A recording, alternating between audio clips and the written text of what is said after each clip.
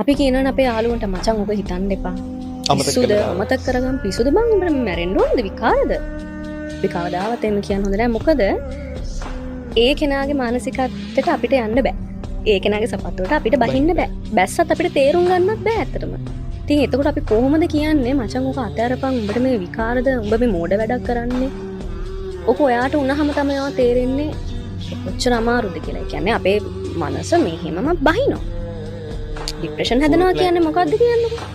Suicide thought එකක් එනවා කියන්නේ මොකද්ද කියන්නේ? තමන්ගේ මනසේ තියෙන මොකද ඒකට කියන්නේ ධනාත්මක ශක්තිය කෙලින්ම බහිනවා zero වෙන්න.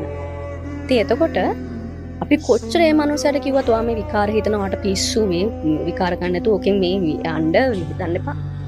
එහෙම කියන්න හොඳ නැහැ. මම මේක බලන් ඉන කාට හරිත් කියන්නේ ඒකයි අපිට එහෙම කෙනෙක් ඇවිල්ලා කිව්වොත් එහෙම මට මෙහෙම හිතෙනවා මට මැරෙන්න හිතෙනවා මන් දන්නේ නැහැ මට දැන් විකාර වගේ මට මේ දේ වුණා මෙහෙම වුණා කියලා ඒ මනුස්සර ඇහුම්කන් දෙන්න.